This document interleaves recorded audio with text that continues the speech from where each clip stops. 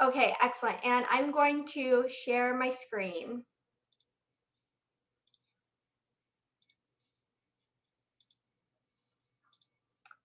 Excellent. So let me start off by introducing myself and also providing a little bit of a disclaimer. So my name is Marissa Webb. I am the housing investigator for the Lexington Human Rights Commission. I've been in this position for 4 years now. So I have some experience with dealing with housing complaints, and upon actually being in this position, I found that I really wanted to learn more about the history of Lexington. So some of this information is what I have learned about Lexington, specifically in housing and also redlining, because that is, I don't want to say primarily, but that is the context that we will be discussing the history of housing in Lexington through that lens. Now, I also want to start by saying that I am by no means the expert in the history of Lexington or the history of redlining. This is information that I researched at the library, city documents, and also from just text. And so I'm more than happy to, at the end of this, go through some of my favorite books for further reading and further engaging in this topic. So I first want to start with, how did we get here? Why was there a need for the Fair Housing Act? So the Fair Housing Act of 1968 was passed in April, and we want to talk about housing in the general context. So in this idea of civil rights legislation, why was it that the Fair Housing Act was seen as a necessity and really a pillar of President Johnson's administration in getting this legislation passed? How did we get here? Why was there a need? So we'll start by backing up a little. Now, this is where I said engagement, discussion, really, I can't stress it enough. Please give me your point of view. What government actions created, contributed, perpetuated, or increased the severity of segregation and housing discrimination? And feel free to shout it out. Feel free to type in the chat. Or if you're watching this on a computer, feel free to do a quick Google.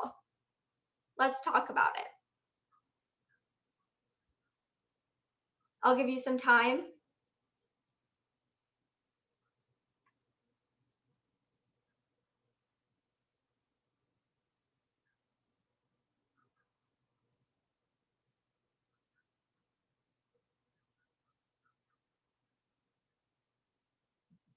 Anybody? Let's see. Okay, I see here housing projects. Absolutely. And we'll expand on that. The broader New Deal legislation, a lot of those New Deal legislations actually was discriminatory in nature. They either by practice or explicitly, federal loans were not given out except for in instances where segregation would have been perpetuated. Absolutely. What's another one?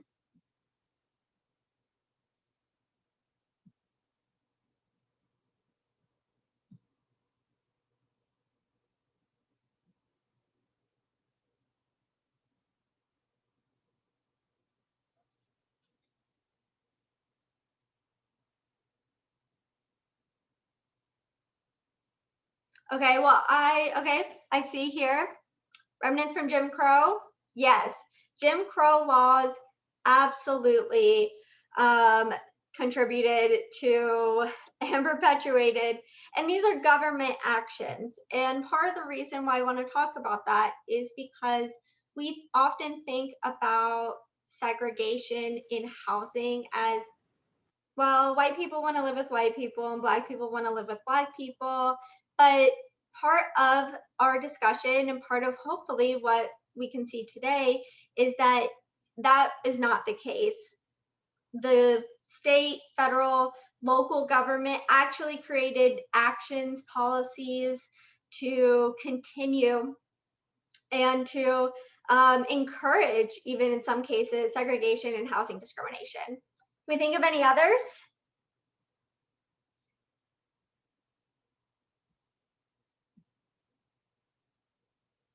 If not, I absolutely can continue. Okay, well, let's go here. So here are some that I thought of.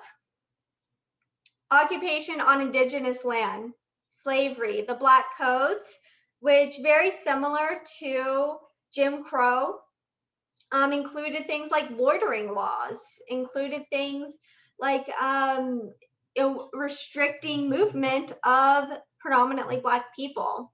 We also have in housing deeds, specifically, we have zoning, redlining, sundown towns, city planning, real estate guidance, New Deal legislation, as I said, the GI Bill, Supreme Court decisions, Plessy versus Ferguson, known as the low point of the civil rights movement, in basically saying that this, in providing the separate but equal doctrine, which we know is not at all equal. The Chinese Exclusion Act, the California Alien Land Act of 1913 prohibited individuals that were basically, specifically Mexican individuals, from owning land. Dred Scott versus Stanford, the Dred Scott decision. The 13th Amendment, what I mean by that is a part of the 13th Amendment includes, except for when convicted of a crime. We've seen how the 13th Amendment can continue to be used in nefarious ways even to this day, and the erection of highways in places like Detroit, St. Louis, New Orleans.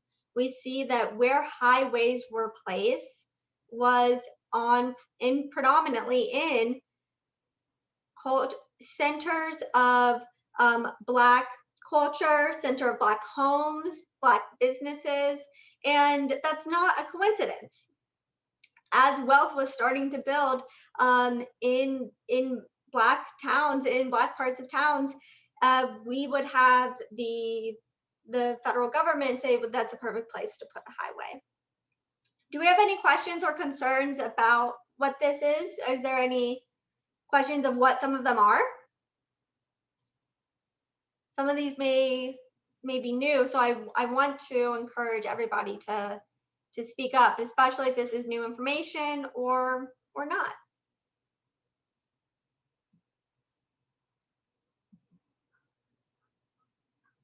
Okay.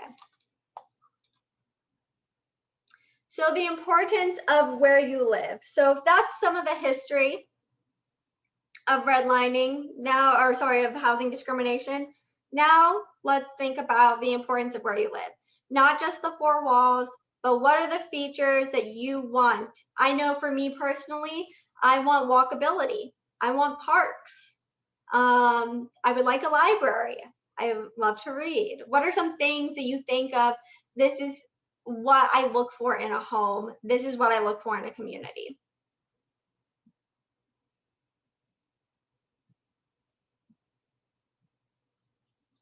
And feel free to unmute yourself or put it in the chat. I'm checking the chat as well, so.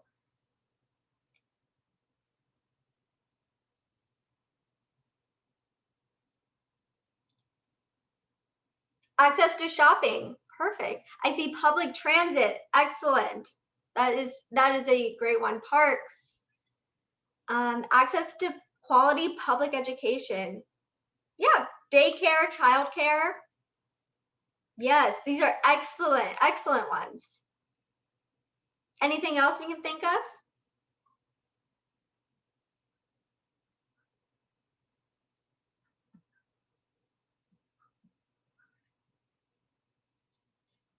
What are some things when you're picking out where to live here in Lexington? What were some of the things that you took into account? I know for me, cost, affordability, safety. That's an excellent one. Sidewalks. Very good.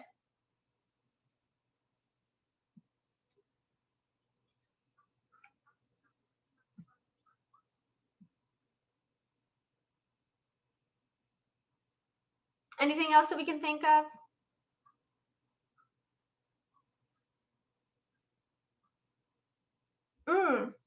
Infrastructure, roads, right? If you're driving on potholes, you're probably not going to be too thrilled with the area. Absolutely. Yeah, that's a great one. Cost was most important. Yes, cost was also most important for myself as well.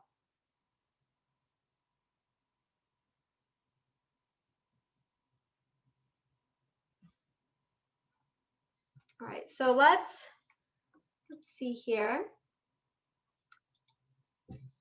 Here's some that I thought of. Some schools, concerts. I love music, so having concerts, shopping, we talked about, grocery stores, access to food, parks, churches. If we have anybody who is involved with the church or likes to go to the synagogue, banks, hospitals, something that we need in our communities, fire stations, not only to put out fires, but also because if there's a fire station near you, that, your homeowners insurance rates go down. Water features, safety, libraries, eateries, nightlife. Do you like to go out, go to bars, mixed use spaces, affordable housing, something we talked about, museums, diversity, good roads. I heard infrastructure and municipal services, right? Being in some place where there's trash collection is probably a lot easier than being someplace where there's not.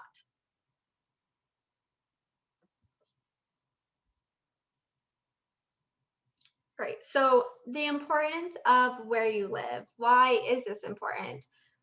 I mean, it determines everything. It determines your employment, your community, technology, healthcare, municipal services, who you associate with, opportunities.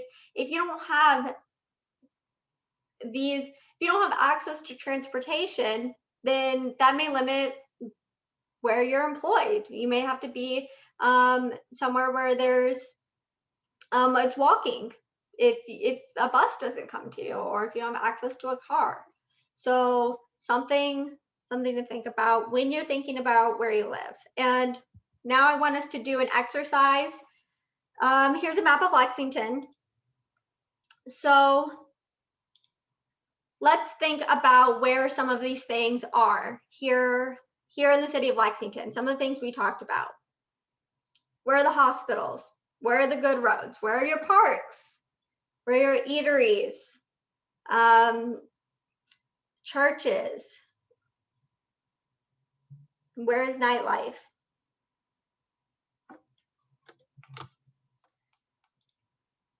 Oops. Sorry, y'all. All right, so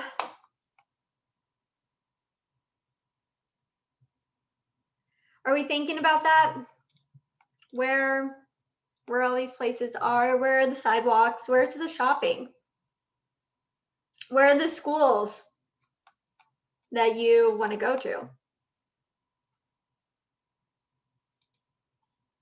What about the university? Where is UK? So one of the things that we mentioned before when talking about the history of and methods pertaining to perpetuating housing discrimination was redlining. Can somebody tell me what redlining is?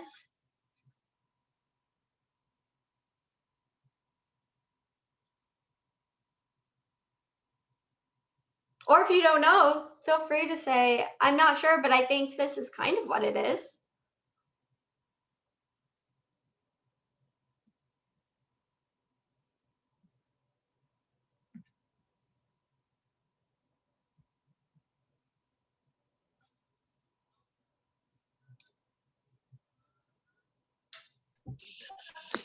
Any idea what redlining is?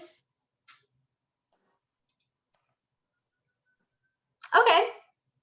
I see Shannon said designating areas of a city as poor condition, failing condition, in order for the city and others to develop in the area and prevent existing residents from securing loans to stay. That is an excellent starting place, Shannon, because I think you're touching on something. I see here. Okay, some more things are coming in. Absolutely. Feel free to do a Google if you need to. This is a conversation, a discussion, like I said. So please feel free to, the point is for us all to learn together. I see here, typically poor and minority communities. Somebody else, Jason, looks like, said the way certain populations were systematically denied opportunities to reside in specific areas. Yes, I would say that that maybe hits it the most on the head. That's absolutely correct. In that it was certain ways that populations were denied. So redlining, give you a history here of an actual definition of what it means. So redlining is the systematic denial of various goods and services by the federal government, and it was to review New Deal legislation and determine where should we provide loans so people can have homes. Our idea of the 30-year mortgage, that came from this New Deal legislation. And this New Deal legislation was discriminatory in nature, as I said before, systematically encouraging, perpetuating discrimination and housing segregation. So, like I said, let's think about those places here in the city, our good roads, our hospitals, our parks. Think about that as I'm showing you this next map. Okay, so do we still have an idea where those parks, where those things are? We should. Not much has really changed from our last map to this one, except for this coding, the shading. We're going to zoom in a little bit too. Oops, sorry, y'all. See if we can zoom in.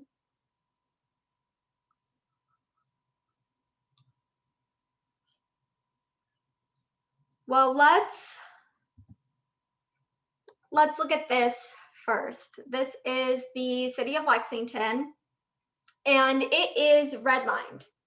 So redlining comes from the name of drawing those red areas, and we can probably guess what the green areas mean and what the red areas mean.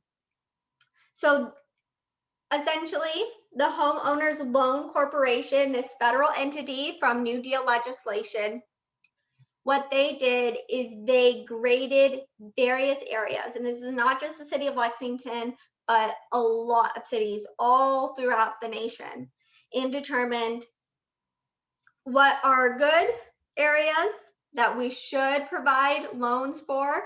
That way we can, we think that they're a sound investment. We should be giving them homes. We should be providing these loans, versus what areas should we not provide loans to. And this is the map that they came up with in the city of Lexington. So from afar, just looking at this, it doesn't quite look like it makes sense, but when we lay it on top of the city of Lexington, we can kind of see a more clear picture. And we'll zoom in here in a minute.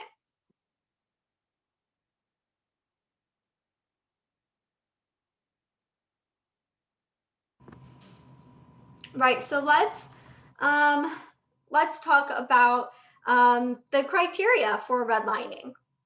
So there was the one drop rule for racial identity, essentially stating that no matter how white your lineage may be, if there is one drop of what they consider black blood, it meant that you were black. Similarly, this rule was also applied to housing. If there is one black household, the neighborhood is seen as, this may be risky, this is not something that we would want to actually move forward with. We don't want to provide loans to. So they were unable to access these mortgages, unable to access these loans. Are there any questions about that? I know that's a lot of information, but we're going to apply it to the city of Lexington here in a minute. So please feel free to put in the chat any questions or unmute yourself if you have a question. I'm more than happy to try and answer that. And I'll give you a minute too if you need.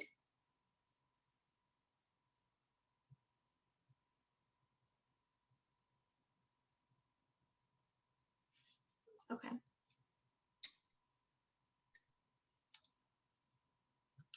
So according to that redlined map that I was talking about earlier, what did the demographics look like? Here in the city of Lexington, it was 72.7 native born white, or considered native born white, 26.2 African American, and 1% foreign born white. And what were the areas by grade? So A, the best, those were those green areas. Those were areas described as hotspots where mortgage lenders, they should be willing to make the highest loan that they could. B was considered still desirable. C, which was considered yellow, meant definitely declining, obsolete, or infiltration of, quote, lower grade population. And D, which meant red, was hazardous. So they were considered as having detrimental influences, an undesirable population, or the infiltration of that. And the Homeowners Loan Corporation, this federal loan corporation, they recommended that lenders refuse to make loans in these areas or only on an extremely conservative basis. So let's look back at that map of Lexington with redlining placed on it, and let's zoom in a little. So we have our green areas. These were considered our good areas. We have our blue areas, our still desirable areas. We have our yellow areas. These were considered risky. And our red areas, which were considered to be detrimental. What are some observations that we have just from looking at this map?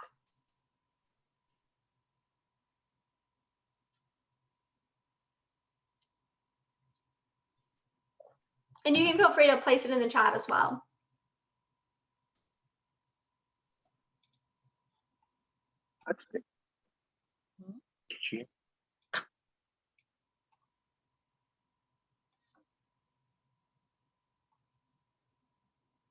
Okay, see some answers coming in. Give this for a second. I'm being this. Don't blame me. Kathy, I'm not sure if you meant to be on mute, but I just wanted to let you know that we can hear you. So, but if you have something to say, please, let's hear it. So I see here in the chat, we have some downtown areas identified as poorer or harder areas to get loans. Yes, absolutely. Our Town Branch Park site is situated right between redlined areas. We have here select zones east and west of UK are identified as good areas. Absolutely. Anything else that we notice? Does anybody live in any of the areas, maybe?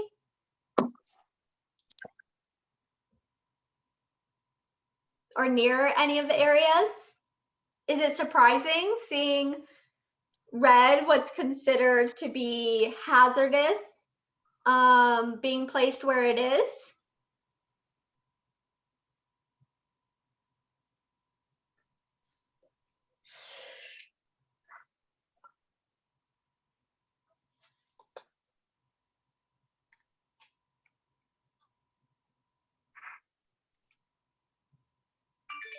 Okay, yeah, absolutely.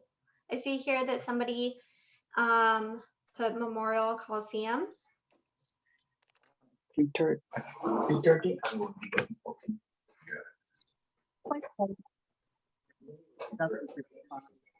I've lost my fibers here.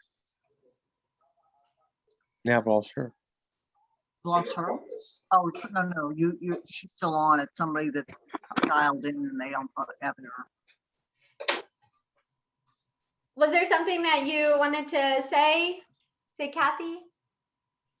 No, I'm sorry. We're trying to zoom in from the computer. I apologize. No, you're fine. I just wanted to make sure that if you wanted to share something that you had a chance to do so. No, thank you, Marissa. No, thank you right now. Okay, well, I think that we definitely have some ideas here in the chat talking about, you know, what areas were identified as poorer or harder to get loans.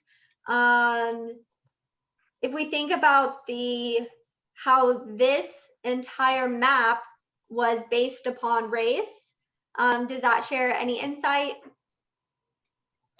perhaps, as to how Lexington currently looks?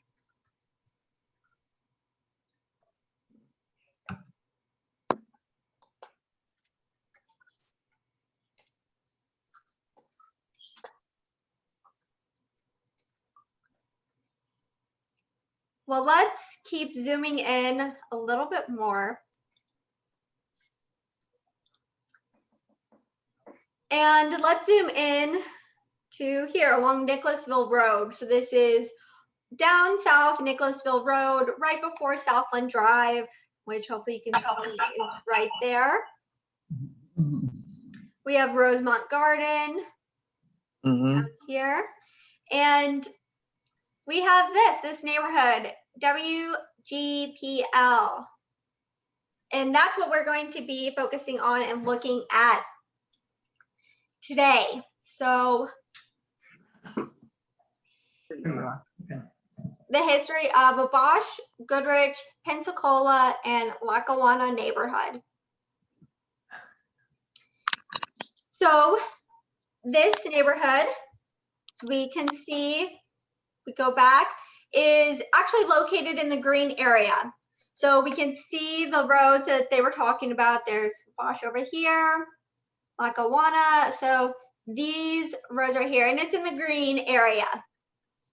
So it says neighborhood's about 65 years old, and this is coming straight from a individual who resides in the neighborhood and continues to reside in the neighborhood, compiled a history,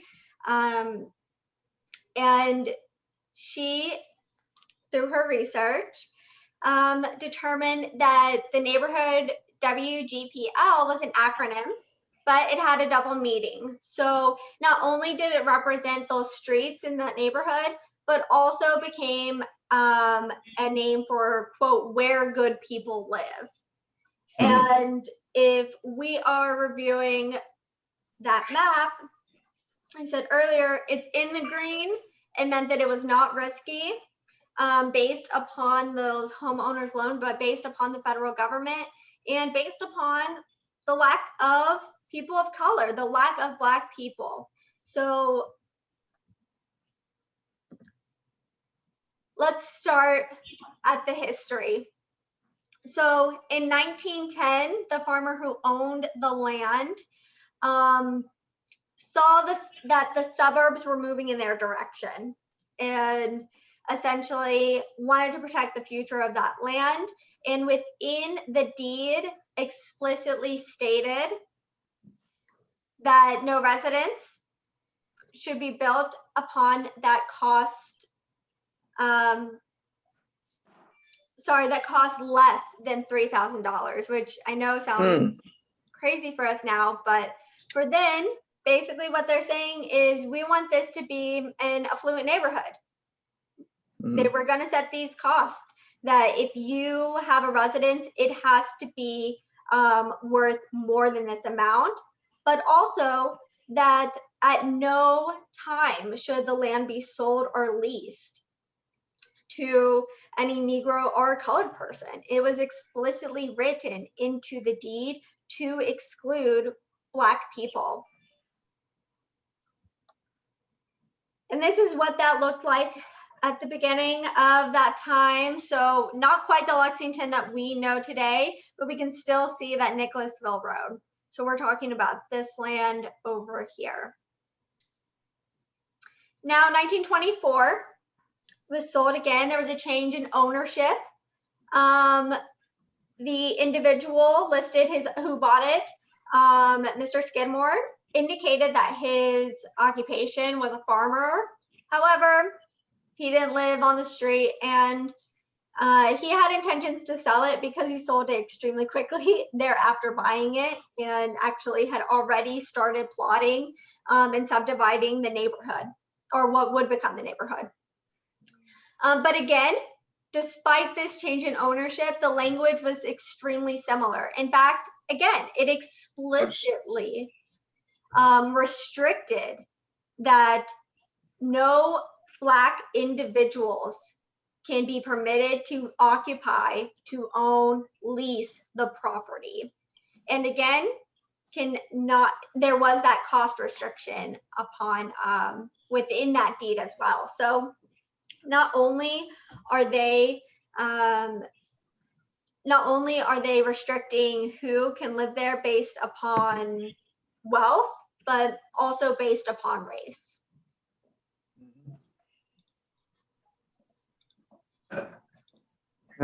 10-15 minutes. So within this piece of historical research, it even stated within these planning and zoning that the South End was considered to be for whites, and Black individuals, Black people, can live on the North End. The 1931 planning of the city projected how many schools would be needed by 1970 and where they should be located. And in the North End, 9 schools for what they called colored students, for Black students, were planned. And for the South, not a single school for Black students was envisioned. However, there would be 10 schools needed for white students. So we have, even in 1930, they're projecting all the way to 1970, and at no time did they envision this neighborhood specifically, but also the entire southern half of Lexington, for Black people to live there. They saw Black individuals as only living in the north of Lexington. And there we can see that 1923 map. So here is where it started to look a little bit more like how we know there's a University of Kentucky there now, and here are those roads. And 1926, it's already starting to serve as lots for homes for subdivisions. And it's not a coincidence, I think, that this neighborhood, which supposedly stands for where good people live, to have this explicit discriminatory language in it. Remember, the Homeowners Loan Corporation explicitly outlined this part of the city of Lexington to be for white people, that it was safe It was a safe place to have loans, to even encourage that 30-year mortgage, which started from this New Deal legislation, because there were no Black individuals living there, no Black people living there. And the reason that there were no Black people living there was because of these deeds. Even though it was private deeds, they were still being enforced.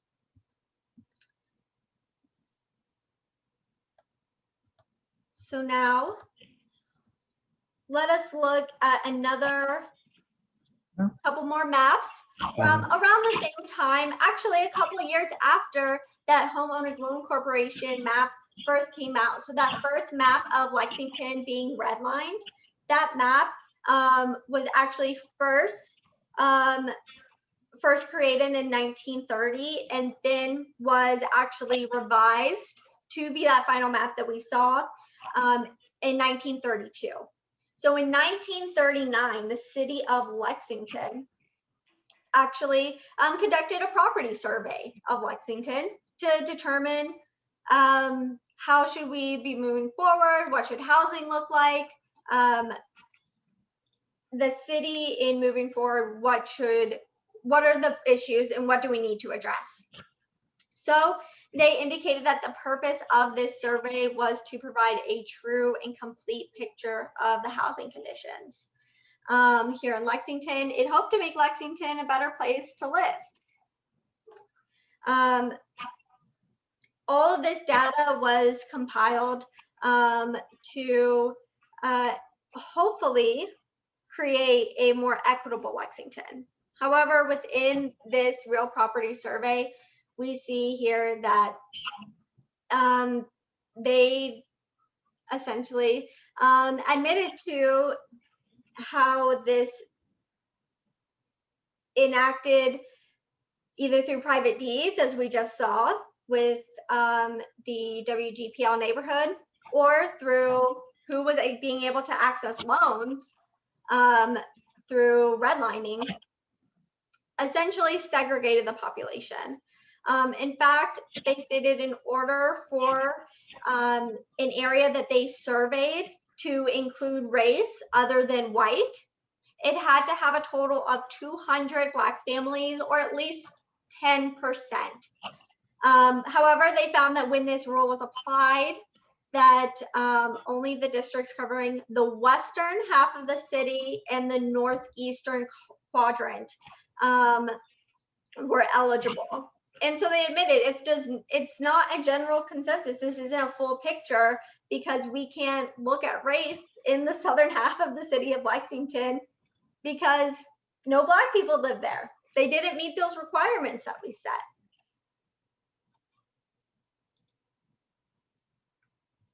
Now, they reviewed these maps in a couple of ways and created these maps in a couple of ways, and we'll look at them here in a moment. But something to keep in mind is one of the things that they wanted to determine were health outcomes, overcrowding, and also the state of repairs. What was the state of the property in? So they found that within the city, looking at just over 1,000 units, that there was overcrowding in at least 30% of units and dwellings that were occupied by Black people. And they explicitly stated that should the percentage be computed on the basis of properties that all Black individuals, for all Black individuals of Lexington, that number would be higher.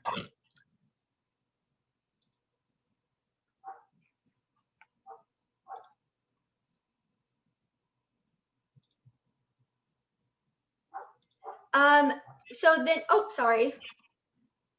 So they continued to state that what about the conditions of the actual dwellings themselves? What about the property? Let's not look at overcrowding. Let's just, what do the properties actually look like?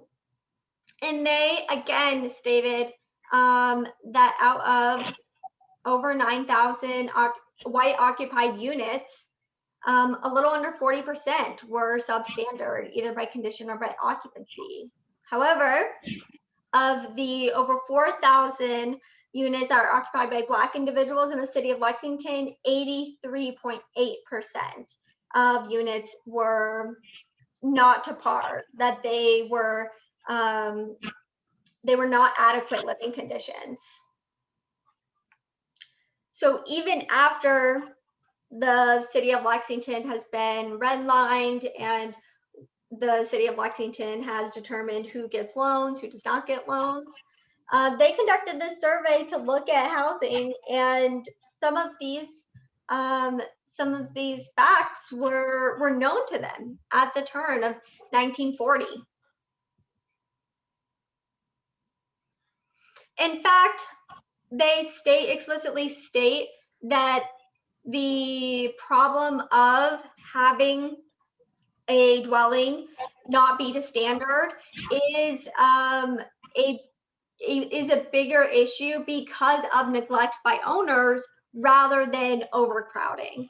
Overcrowding may contribute in some part, but really it was willful neglect. And they explicitly stated that there's an immediate need to relieve the situation that seems self-sufficient. Units that are occupied by Black individuals are inhabited and in that physically substandard group. And they explicitly also state some recommendations in moving forward. So they discuss removing substandard dwellings as quickly as the law permits. They wanted to compel existing owners to comply with especially sanitary requirements so the health of tenants could be protected. At this point, there were just open sewage tanks, especially in the northern part of the city.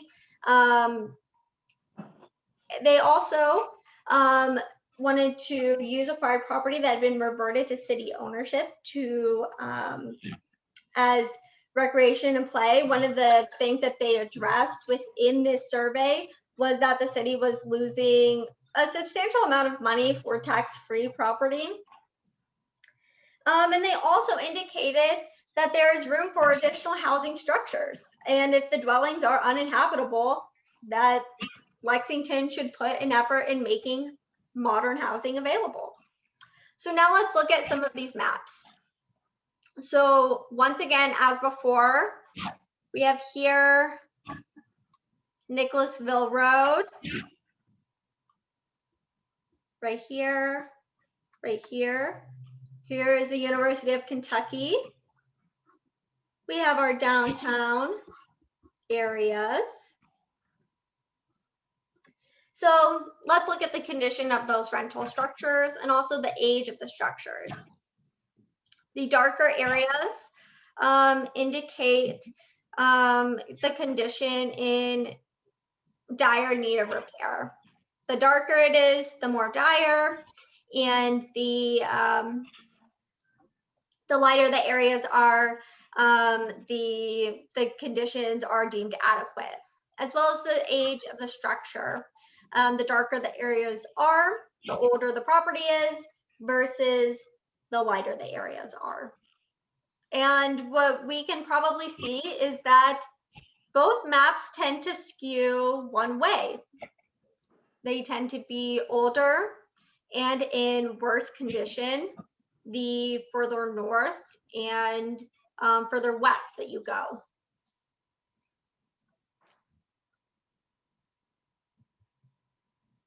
Let's look at some other ones. We have some substandards and also owner occupancy. Now I find that the owner occupancy one to be one of particular interest. So the darker the area is on the owner occupancy map entails that the owner resides there. And we can clearly see that unlike our maps previously, the owner occupancy map skews the other way. The further south you get and the further east you get, the more that the owner, the greater likelihood that the owner actually resides on the property. Now right here, if we can see that little spot right there, that is the neighborhood that we discussed earlier, WGPL. So that right there in the dark area, as well as over here, the condition of the rental structures. we can see here where part of the area has since been converted to homes and some part has not. And also here, the age of the structure, where it's newer as well, which should not be very surprising since it was intended for people who had wealth, and specifically white people who had wealth, to live there. And now we can also look at race of the households. So City of Lexington explicitly, and again, this is from information from that 10% or at least 200 Black residents. So some of this area simply meant that there were not enough people for it to even be considered of having Black individuals residing there. So once again, we can see here, it's white. That should be as no surprise, as this is 1940, 1939, when these maps were created, April 1939. And as we saw up to 1926, the deeds were explicitly restricting Black individuals.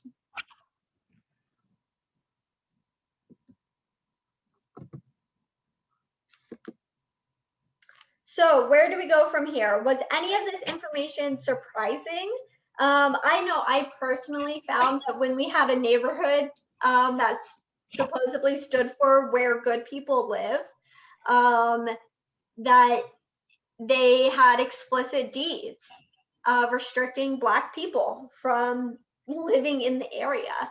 I found that when we look at those maps of what Lexington looks like in regards to, let's see, oh, sorry.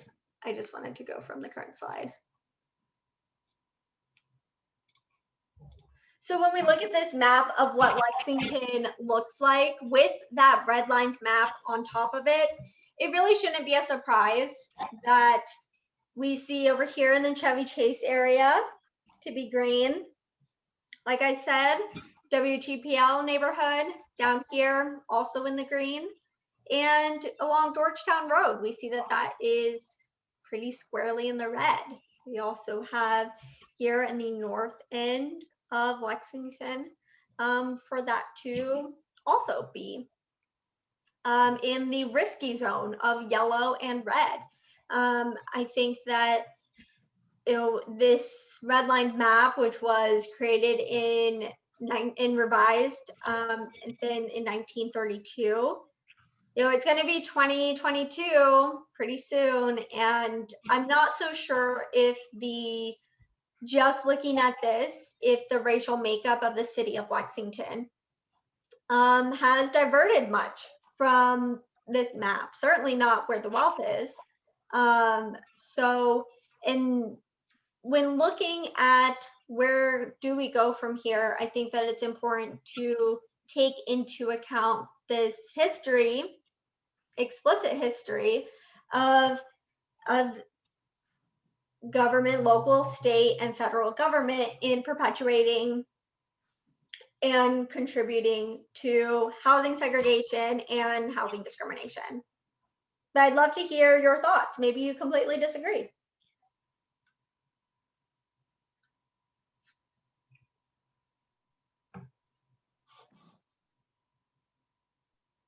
Any thoughts?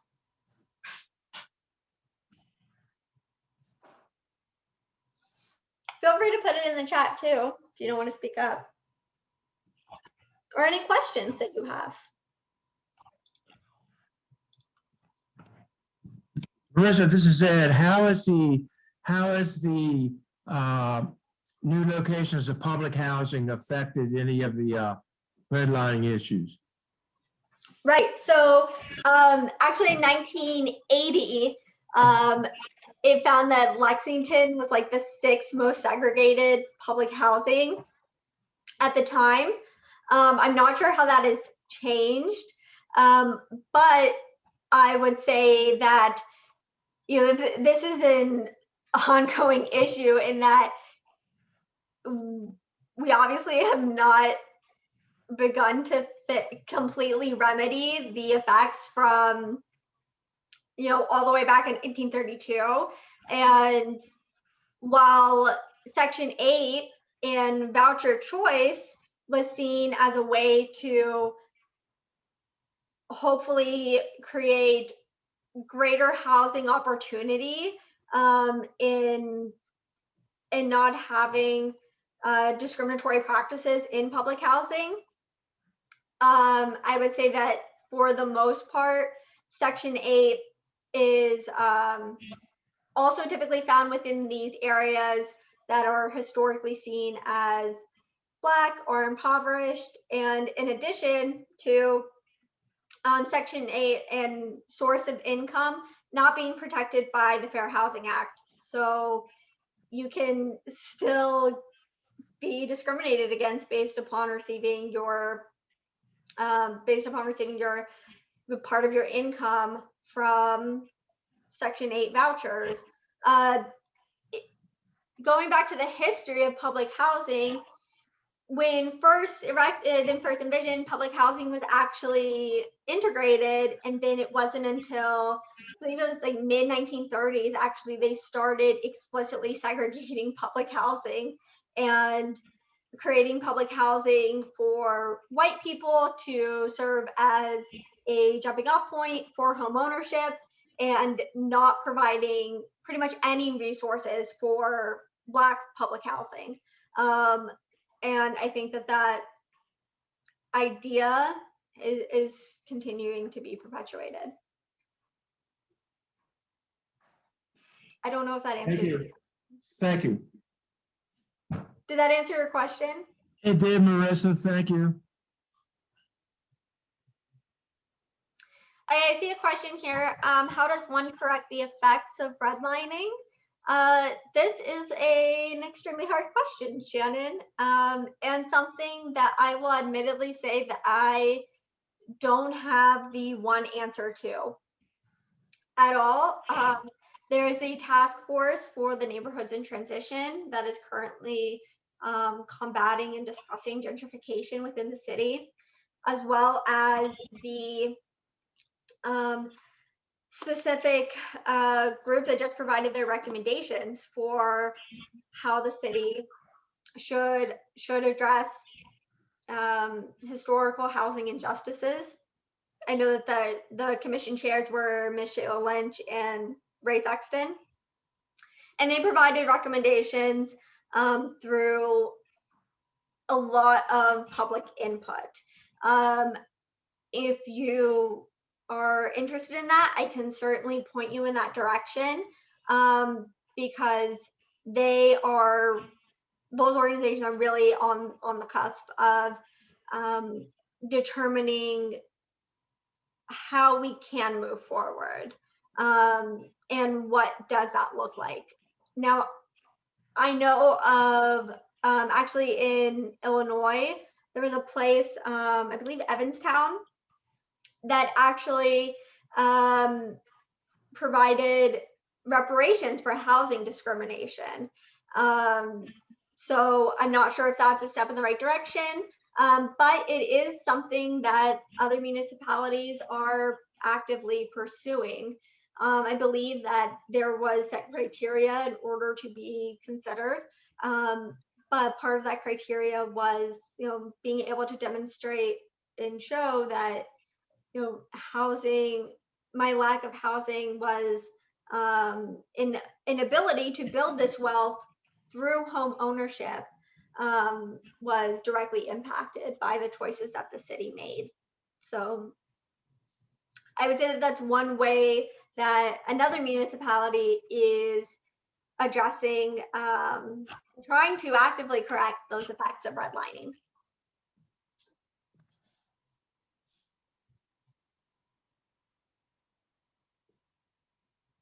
Are there any other potential ideas maybe that somebody else has?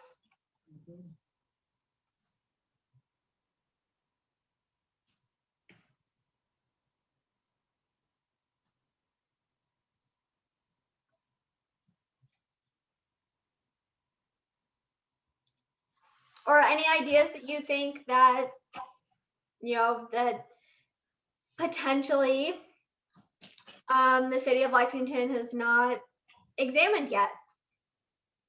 Feel free to speak up.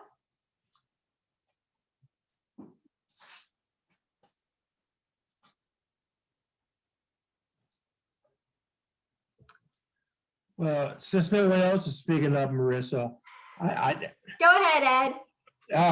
I'm really concerned about the vouchers. I know what you were saying about the vouchers, but even when the vouchers extend to the south side, they seem to be in certain pocketed areas.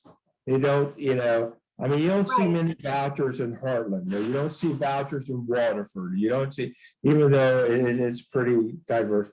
So I think that's a concern. It's just the vouchers go to create other little pockets of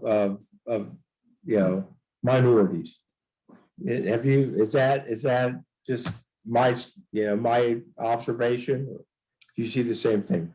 No, I would say that I agree, because we certainly see the places that accept vouchers, and I would say that once it's known that this particular landlord or this apartment accept vouchers, then it becomes, instead of the next apartment complex over or the next landlord over accepting vouchers, it really just becomes like that one landlord or one other apartment complex, and that's it. It's like, or one house, one or two houses, but definitely not. I think the intent for housing vouchers was to be, well, this will create opportunity because now people really have choice. But if you're not requiring that all landlords accept housing vouchers, then I would say that there really is no choice there. Like you said, you're correct in saying that then there's just pockets of places that are, and it's not seen as equitable, or and there's not equitable housing because really you're restricted. Thank you. Well, we are coming, my clock says that we are coming right at an hour now. So if there's any other questions, I will gladly stay on, or any comments or discussion. But it's a beautiful, beautiful day outside. So I don't want you all to stay cooped up on a Zoom. So if you have questions, I will be around. But Phil, thank you for coming. I really appreciate it. And if you would like more resources or more information, you absolutely can reach out to me. I'll go over, I know we have a couple people left. I'll go over some of the books that I read in order to learn more about this, besides just going to the library, or I'll just put them in the chat if anybody's interested. But thank you so much. I appreciate it. Marissa, one more